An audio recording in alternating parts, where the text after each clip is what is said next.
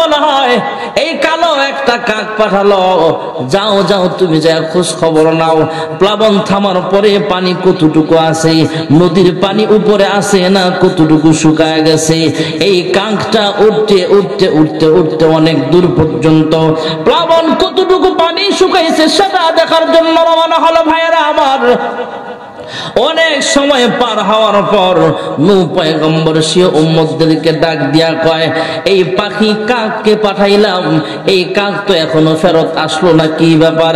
এই কাক তো এত সময় লাগার কথা নয়, এত তাড়াতাড়ি না আইসা, খুব দ্রুত গতিতে না আইসা এত দেরি করলো কেন? এই কাকের খোঁজ খবর নেওয়ার জন্য আর কাউকে পাঠায় নাই। হযরতে নূহ পয়গম্বর এবার একটা কবুতরকে পাঠালেন, যাও যাও পানির সংবাদ নিয়ে আসো, প্লাবনের সংবাদ, কতটুকু পানি আছে খবর নাও।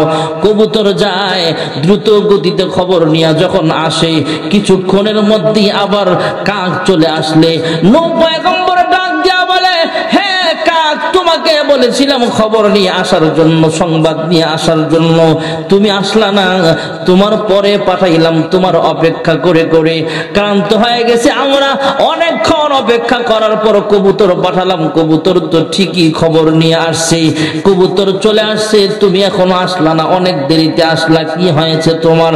কাক ডাক দিয়া বলে, হ্যাঁ নূহ পয়গম্বর, আমাকে বেয়াদবি মাফ করবেন, আমি গিয়েছিলাম দেখার জন্য, যে দেখি বিশাল বড় একটা গরু মরা পড়ে আছে, গরু মরা খাওয়ার জন্য সেখানে ব্যস্ত হয়ে গিয়েছিলাম, তাই আমার দেরি হয়েছে। নূহ পয়গম্বর ডাক দিয়া কয়, তোর স্থান হবে গাছের ডালে ডালে, আর কবুতরটা যেহেতু আমার সাথে বেঈমানি করে নাই, তুমি বেঈমানি করেছো, দেরি করেছো, দুনিয়ার প্রতি তোমার লোভ ছিল, খাবারের প্রতি লোভ ছিল, কিন্তু আমার হুকুম মানতে দেরি করেছো, তাই তোমার অবস্থান হবে, তোমার বাসস্থান হবে ঢালে ঢালে, আর কবুতরটা যেহেতু আমার সাথে গাদ্দারি করে নাই, বেঈমানি করে নাই, এই কবুতরের বাসস্থান হবে মানুষের ঘরে ঘরে। জোরে কোন সুবহানাল্লাহ। হযরত নূহ পয়গম্বর আলাইহিস সালাম, যাকে আদমে সানি বলা হয়, নূহ পয়গম্বর আবার মাটিতে নেমে আসলেন। ভাইয়েরা আমার, জমিনে নেমে আসার পর নূহ পয়গম্বরের হঠাৎ করে মনে পড়ে গেল, একজন ইমানদার মহিলা বলেছিল, হ্যাঁ নূহ, আমি তো একজন ইমানদার মহিলা, আমাকেও তুমি নৌকায় উঠেও, কারণ হলো আমি একজন ইমানদার বৃদ্ধা মহিলা, আমার কেউ নাই, আমার স্বামী নাই, সন্তান নাই, আমার কেউ নাই। নূহ পয়গম্বর ভুলে গিয়েছিল। প্লাবন থেমে যাওয়ার পর নূহ পয়গম্বর মহিলাকে দেখার জন্য রওনা হয়ে গেল। দেখি যায় মহিলার কি হালাত, বাড়ি ঘর আছে নাকি। নূহ পয়গম্বর মহিলার দরওয়াজার সামনে গিয়া দেখে ঘর ঠিক আছে, সুবহানাল্লাহ, একটা বাড়ি ঘর নাই, গাছ গাছালি নাই, সব ধ্বংস হয়ে গেছে। নূহ পয়গম্বর আশ্চর্য হয়ে দেখলেন, কি ব্যাপার, মহিলার ঘরটা তো কিছু হয় নাই, সুবহানাল্লাহ বলেন না।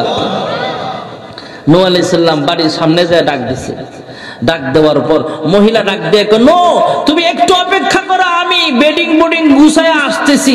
মহিলা ব্যাগ ট্যাগ যা ছিল, কাপড় চোপড় একসাথে গাঁট্টি বেন্দা দরজা আইসা কয়, নূহ প্লাবন কখন হবে? সুবহানাল্লাহ, জোরে বলেন, প্লাবন হবে না শেষ? নূহ আলাইহিস সালাম আশ্চর্য হয়ে গেলেন, এ মহিলা তুমি কি কোনো আওয়াজ শোনো নাই? না।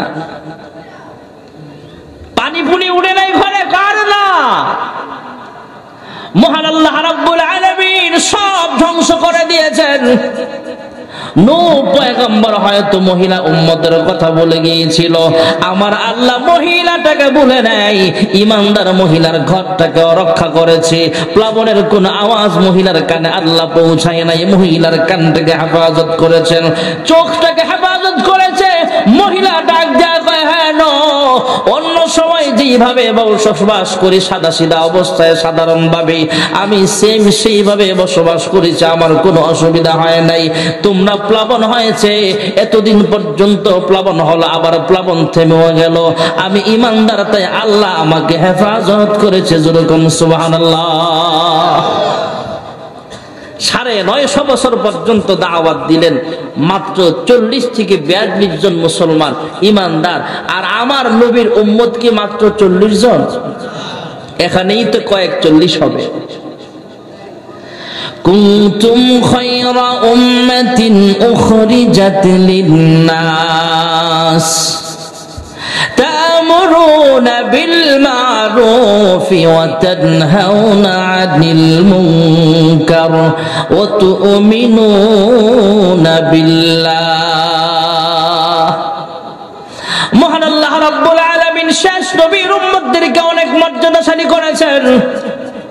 হাসরের কঠিন ময়দানে শেষ নবীর উম্মত জান্নাতে যাওয়ার আগে পৃথিবীর কোন নবী রাসূল পয়গম্বরের উম্মত জান্নাতে যাবে না। সুবহানাল্লাহ বলেন। মহান আল্লাহ রাব্বুল আলামিন হবেন বিচারক, আমরা হয়ে যাব সেদিন আসামি। আল্লাহ তাআলা বিচারকের আসনে বসে যাবেন। কুল্লু মান আলাইহা ফান ওয়া ইয়াবকা ওয়াজহু রাব্বিকা যুল জালালি ওয়াল ইকরাম।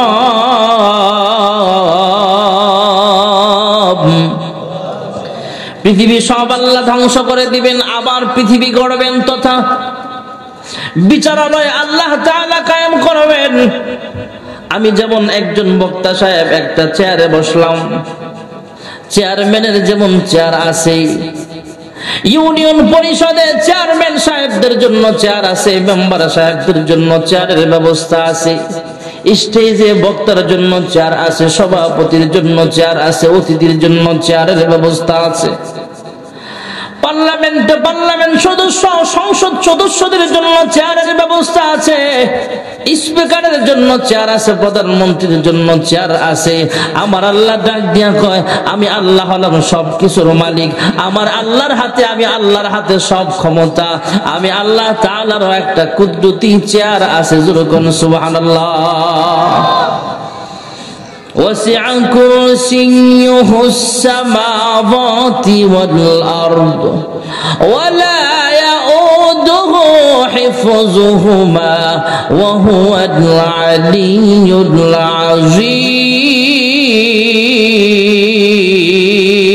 العظيم। محبت زور الله أكبر। এদেশে আল্লাহু আকবারের সুরে সূর্য ওঠে, এদেশে আল্লাহু আকবারের সুরে সূর্য ডুবে। এদেশের মাল্লা মাঝি কৃষক শ্রমিক সবার ঠোঁটে শোনো রে লা ইলাহা ইল্লাল্লাহর জিকির উঠে। ঠিক না বে ঠিক? ইমানের তপ্ত আগুন জ্বলছে সবার বুকে বুকে, সে আগুন দেশ হতে দেশ দেশান্তর জ্বলতে হবে। এদেশে আল্লাহু আকবারের সুরে সূর্য উঠে, এদেশে আল্লাহু আকবার সুরে সূর্য ডুবে। জোরে কোন ঠিক না বেঠি? হযরত জিবরাইল আমিন আলাইহিস সালাতু ওয়াস সালাম নূহ পয়গম্বরের ক্ষত স্থানে মলম লাগায়া দেয়। সুবহানাল্লাহ বলেন না?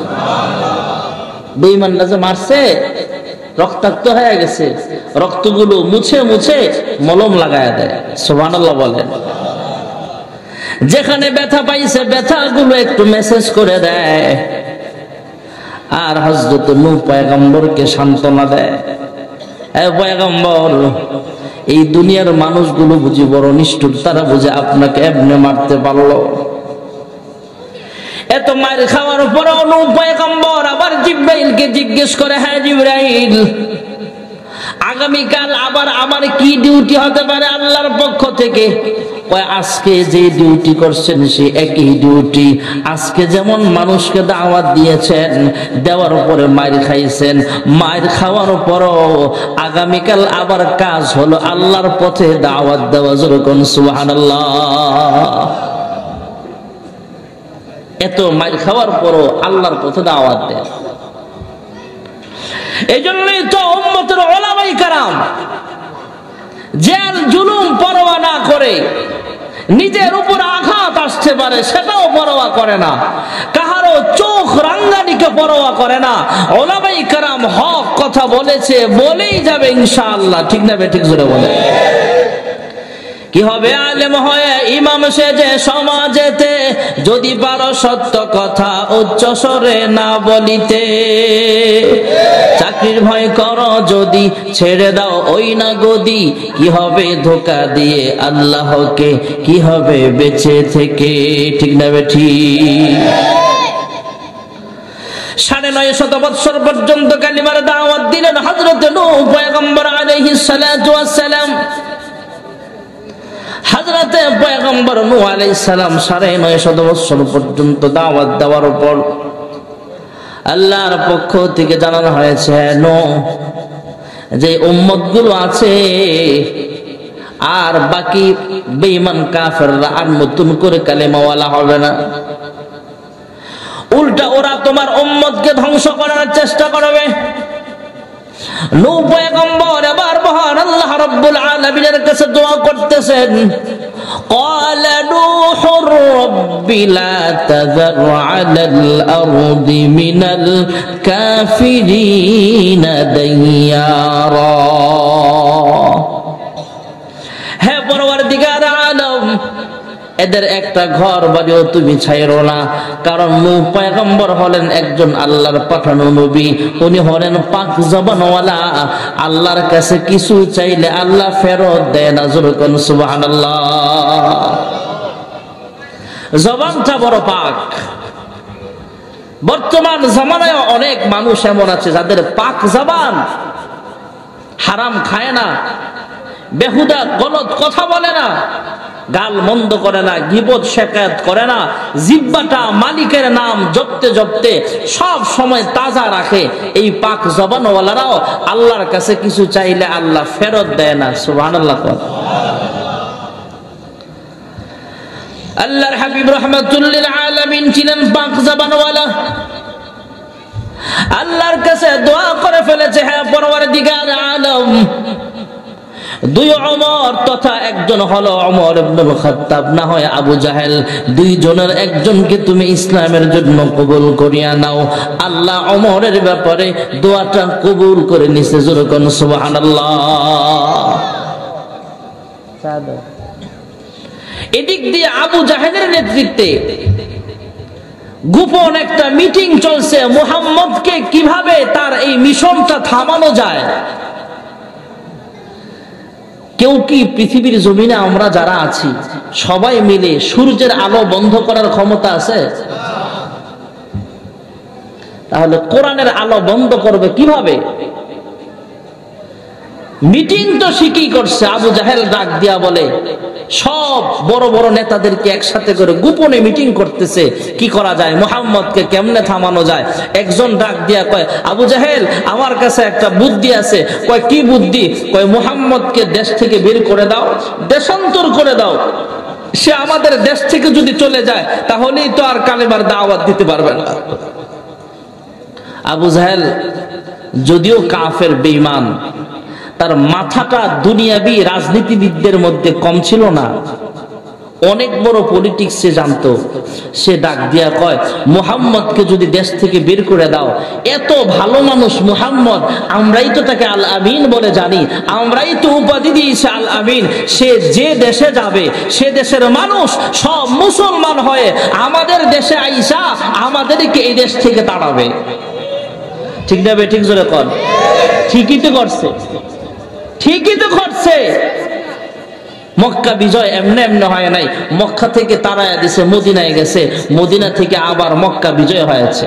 এটা আবু জাহেল এত বড় ব্রেন, এত বড় মেধা আল্লাহ তাকে দিয়েছিল, যদিও মুসলমান হয় নাই, সে ভালো রাজনীতি বুঝতো।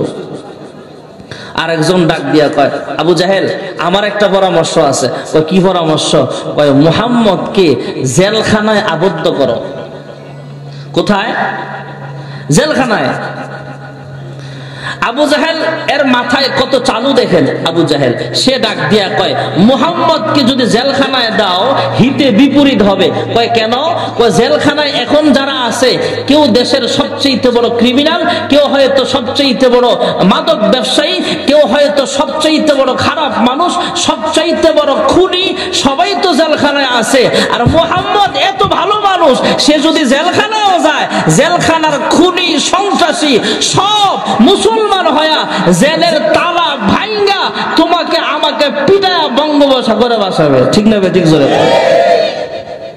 আমরা না বুঝলো আবু জাহেল বুঝছে। ঠিকই তো, ওলামায়ে কেরাম যখন জেলখানায় যায়, জেলখানার অন্যান্য কয়েদিদেরকে দ্বীন শিক্ষা দেয়, নামাজ শিক্ষা দেয়, কোরআন শিক্ষা দেয়। সুবহানাল্লাহ বলে। আবু জাহেল ডাক দিয়ে কয়, না এটা হতে পারে না, আমরা একটা সিদ্ধান্ত নিলাম, আপনি মেনে নেন না। হ্যাঁ আবু জাহেল, আমরা পরামর্শ দিলাম, আপনি সিদ্ধান্ত নিতে পারেন না, আপনার পক্ষ থেকে কোনো সিদ্ধান্ত থাকলে জানাতে পারেন। আবু জাহেল ডাক দিয়া কয়, মুহাম্মদকে দেশান্তর করা যাবে না, মুহাম্মদকে জেলখানায় আবদ্ধ করা যাবে না। কে পারবা মুহাম্মদের মাথা কেটে আমার সামনে আনতে পারবা? যদি পারো তাহলে তোমাকে 100 লাল উট পুরস্কার দেওয়া হবে। জোরে কোন নাউজুবিল্লাহ। আবু জাহেল যখন ঘোষণা দিয়া ফেলছে, হযরত ওমর ইবনুল খাত্তাব রাদিয়াল্লাহু তাআলা আনহু তখনও মুসলমান হয় নাই। ওমর ইবনুল খাত্তাব তলোয়ারি হাতে নিয়ে দাঁড়ায় বলে, হে আবু জাহেল, সবার সামনে যেমন ওয়াদা করেছ মুহাম্মদের মাথা কেটে আনতে পারলে 100 লাল উট পুরস্কার দেওয়া হবে।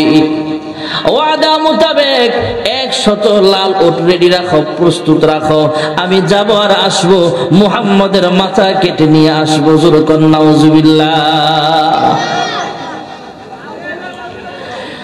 হযরত ওমর ইবনুল খাত্তাব তলোয়ার নিয়ে রওনা হলেন, আল্লাহর হাবিবকে দুনিয়া থেকে সরায়া দিবে। পথিমধ্যে আল্লাহর নবীর একজন সাহাবীর সাথে দেখা হয়ে গেল। সাহাবী পরিচয় দেয় না যে সে মুসলমান হয়ে গেছে। ডাক দিয়া জিজ্ঞেস করে, হে ওমর, কোথায় যাও? তলোয়ার নিয়ে কোন পথে রওনা হলো? কয়, মুহাম্মদের সাথে আমার আজকে একটা ফয়সালা হবে, মুহাম্মদের মাথা কেটে আনতে পারলে 100 লাল উট পুরস্কার পাওয়া যাবে। আমার পথে বাধা দিও না, পথ আটকাও না, সরে দাঁড়াও। আল্লাহর নবীর সাহাবী পরিচয় গোপন রাখা বলে, হ্যাঁ ওমর, অন্যের বাড়িতে আগুন লাগছে, সেটা নিভাইবার জন্য যাও। তোমার ঘরে আগুন লাগছে, আগে সেটা নিভানোর চেষ্টা করো। সুবহানাল্লাহ বলে। ওমর আবার চোখ রাঙায়া বলে, আমার ঘরে আবার কি হয়েছে?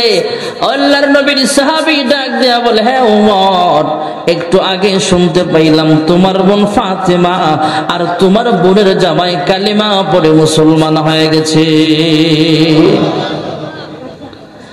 হযরত ওমর আবার হাত ব্রেক করে দাঁড়ায় রাস্তাটা একটু ঘুরায় দিলেন। ডাক দেয়া বলে, এই মিয়া, মুহাম্মদের সাথে আমার ফয়সালা পড়া হবে। তুমি যা বলেছো এটা যদি সঠিক হয় তাহলে আমার বোনের বাড়িতে আমি এক্ষুনি যাব। এত বড় স্পর্ধা, এত বড় সাহস, এত বড় কলিজা কোথায় পাইল ওরা? আমি এত বড় লিডার হওয়ার পরও আমার অনুমতি ছাড়া কেন তারা মুসলমান হলো?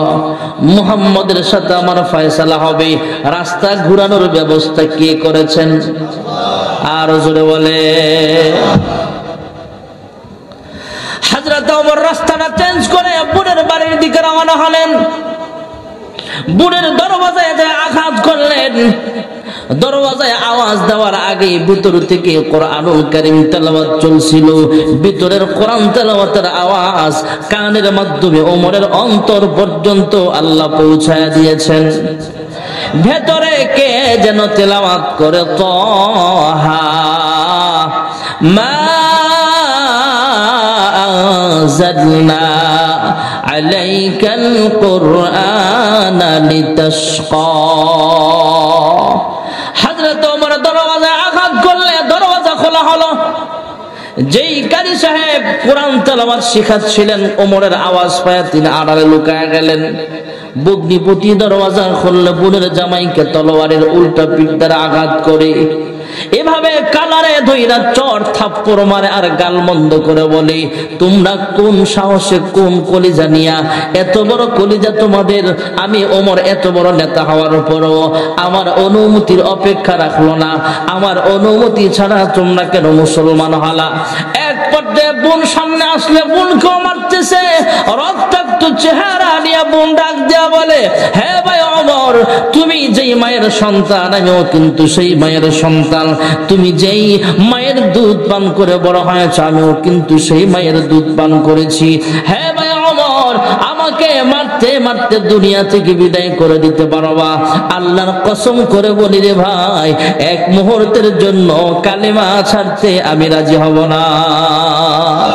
আল কোরআনের সৈনিক আমি, নেই কো পরাজয়, এক আল্লাহর গোলাম আমি, এই তো পরিচয় আমার, এই তো পরিচয়। এই পৃথিবীর সবই নকল, এই পৃথিবীর সবই নকল, আসল কিছু নয়, এক আল্লাহর গোলাম আমি, এই তো পরিচয় আমার, এই তো পরিচয়। ঠিক না ঠিক? হযরত ওমরের দিলটা আস্তে আস্তে নরম হয়ে গেল।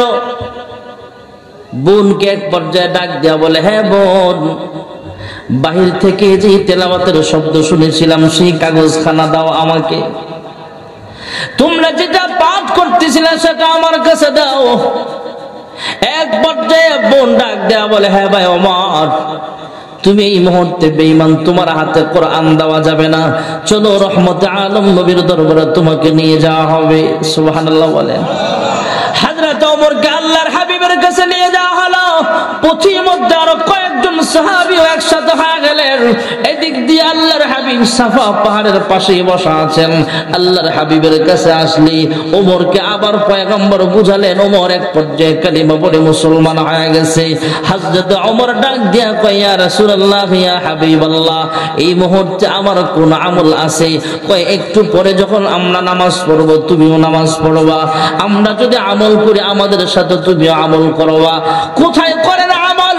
কয়, লুকায়া লুকায়া আমরা এইভাবে আমল করতে হয়, গোপনে ইসলামের দাওয়াত দিতে হয়, কারণ প্রকাশ্যে গেলে কাফের বেঈমানেরা আমাদের উপরে জুলুম করে।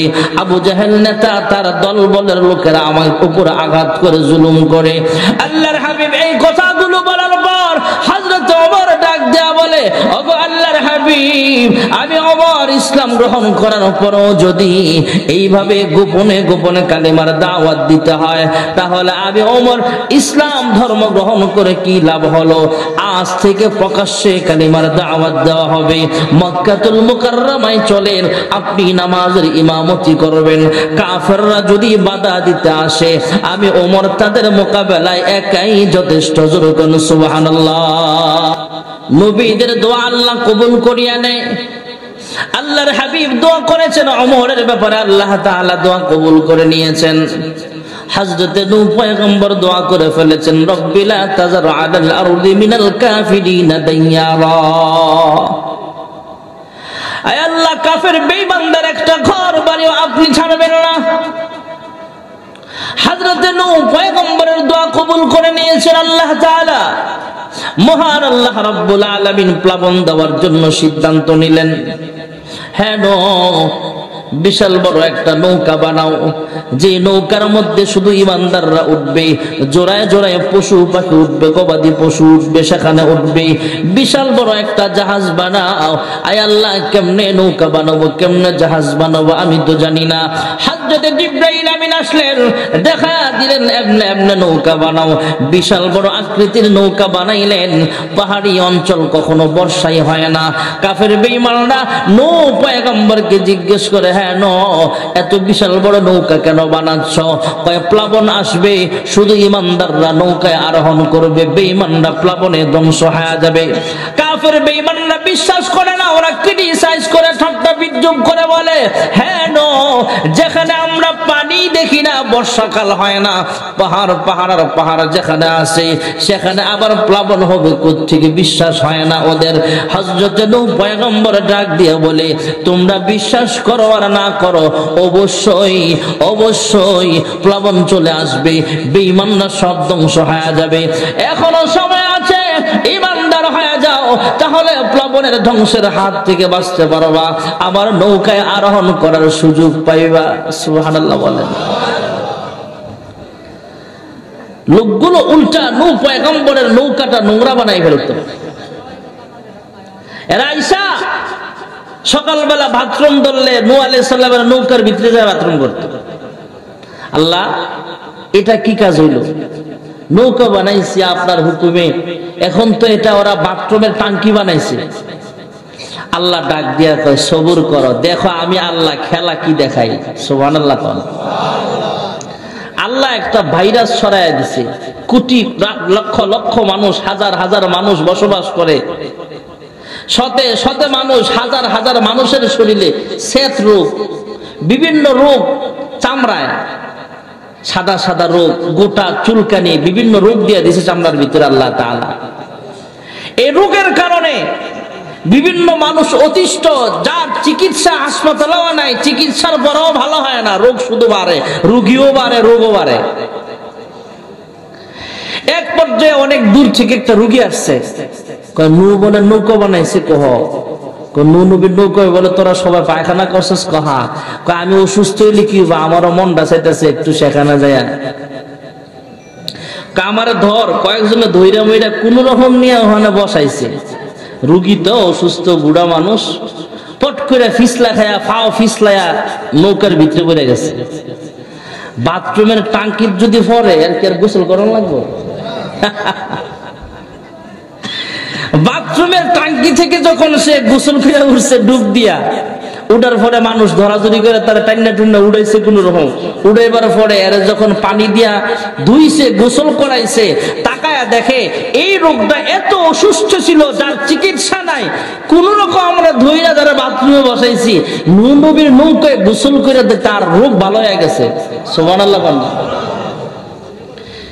এই সংবাদ কি আর টেলিভিশনের মাধ্যমে খবর দেওয়া লাগবো? এখনকার যুগে না ফেসবুক, আগের যুগে এটা ছিল না। আগের চলে পত্রিকায়ও যাওয়া লাগতো না। মহল্লার কোন মহিলারা যদি কানে কানে কইয়া দেন, এ শুনছস লো অমুকে তো এই করছে, তুই কিন্তু কারো কাছে কইস না। যদি কোন কারো কাছে কইস না, অন্য জনের কাছে কওয়ার আগে তার পেটের বাতি তো জমিত না। দেখবেন পরের দিন পত্রিকা আওয়ার আগে পুরা মহল্লা সেরে গেছে খবর। তো খবর ছড়তে ছড়তে এক গ্রাম আরেক গ্রাম, এক ইউনিয়ন আর এক ইউনিয়ন, খবর পৌঁছাইতে পৌঁছাইতে পুরা দেশে খবর হয়ে গেছে গা, যেই নূহ নবীর নৌকায় ডুব দিবা তার রোগ ভালো হয়ে যাবো গা। সুবহানাল্লাহ। ডুবাইতে ডুবাইতে ডুবাইতে ডুবাইতে আর পানি নাই, বাথরুম নাই। কয় তাইলে একটা কাজ কর, আমরা দূর থেকে আইসি, আইসার তো টাঙ্কির ডুব দিতে পারি নাই, নৌকা তো একবার পরিষ্কার করে ফেলছে মানুষ, তাহলে এটা পানি দিয়ে ধৌত কর। পানি দিয়ে ধুয়া এটা দিয়ে গোসল করছে, তারও শরীর ভালো হয়েছে। এমন করে ধুইতে ধুইতে 8-10 বার অনেকবার ধোয়ার পরে নৌকা পরিষ্কার। আল্লাহ ডাক দেখে, নূহ দেখছো আমি আল্লাহ খেলাটা কি খেললাম? সুবহানাল্লাহ। ডাক দে ভাইরা আমার, বন্ধুরা আমার, আল্লাহ তাআলা আরো আগেই জানায়া দিয়েছিলেন, হ্যাঁ নূহ প্লাবন শুরু হয়ে যাবে। যখন প্লাবন হওয়ার আগে আমরা কেমনে বুঝবো মালিক? আল্লাহ তাআলা জানায়া দিলেন, হ্যাঁ নূহ তোমাদের চুলার নিচ থেকে আগুনের পরিবর্তে পানি ওঠা শুরু হয়ে যাবে। হযরতে নূহ পয়গম্বরের স্ত্রী তথা উম্মতের আম্মা জান, উনি রান্না করতেছিলেন, চুলার ভিতর থেকে ভাইরা আমার, বন্ধুরা আমার, পানি উঠতেছে। নূহ পয়গম্বরের কাছে সংবাদ পৌঁছালেন, আলামত পাওয়া গেছে প্লাবন শুরু হয়ে যাবে, চলো আমরা নৌকায় উঠিয়া যাই। মুসলিময় কিছু মানুষ তথা প্রায় 40 থেকে 42 জন উম্মত হবে, ওনার ফ্যামিলির কয়েকজন সহ নৌকায় আরোহণ করলেন। নৌকা এবার চলতেছে চলতেছে, যদি পাহাড়ের উপর পর্যন্ত পানি চলে গেছে। ভাইয়ারা আমার, একজন লোকের নাম ছিল ঔস পাহলোয়ান। নূহ পয়গম্বর নৌকায় উঠার সময় তাকে আবার বলেছিলেন, হ্যাঁ ঔস, এখনো সময় আছে, আমাদের নৌকায় উঠে যাও, কালিমা পড়ে ইমানদার হয়ে যাও, তাহলে নৌকায় ওঠার অনুমতি তোমরা পেয়ে যাইবা।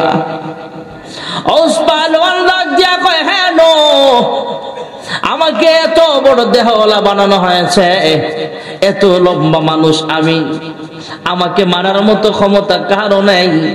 যদি জমিনের ভিতরে পানি উঠে যায় তাহলে আমি গাছের উপরে উঠে যাব, গাছের উপরেও যদি উঠে যায় সেখান থেকে লাফ দিয়ে আমি পাহাড়ে উঠে যাব, পৃথিবীর সর্বোচ্চ পাহাড়ের উপরে লাফায় লাফায় উঠে যাব, তারপরও ইমানদার হব না। ঔস পাহলোয়ান অনেক বড় শক্তিশালী, অনেক বড় দানবের মতো অনেক বড় লম্বা চূড়া ছিল। সে অহংকারের কারণে ইমানদার হলো না। সেও ঔস পাহলোয়ান সর্বোচ্চ পাহাড়ের উপরে দাঁড়ায় আছে। আল্লাহ রাব্বুল আলামিন তাকেও ছাড় দেয় নাই, ফেরেশতা পাঠায়া দিলেন। ফেরেশতা আয়েশা তাকে পিটায়া পিটায়া দুনিয়া থেকে বিদায় করে দিয়েছে। প্লাবন চলতেছে, প্লাবন চলতেছে। ভাইয়েরা আমার, নূহ পয়গম্বর দাওয়াত দিলেন, দাওয়াত তথা উম্মতদেরকে নিয়ে প্লাবনের মধ্যে নৌকায় আরোহণ করে সবাই ঘুরতেছে নৌকা দিয়া। ভাইরা আমার, প্লাবন যখন শেষ হয়ে গেল, নূহ পয়গম্বর আবার জমিনে নামবে। হযরতে নূহ পয়গম্বর জমিনের আবার প্ল্যান করতেছে আল্লাহর হুকুমে। প্রস্তুতি নেওয়ার সময় নৌকায় থাকা অবস্থায় নূহ পয়গম্বর সঙ্গীদেরকে বলে কি করা যায়, প্লাবন থামার পরও কোথায় যায় পানি কতটুকু গড়ায় গেছে, নদী খাল বিল শুকাইছে কিনা, পানি কতটুকু আছে, কোথায় কি আছে না আছে একটু খোঁজ খবর নেওয়ার জন্য কাকে পাঠানো যায়। পরামর্শক্রমে একটা দূরদর্শিতা একটা পাখি আছে, সেই পাখিটাকে পাঠানো হলো।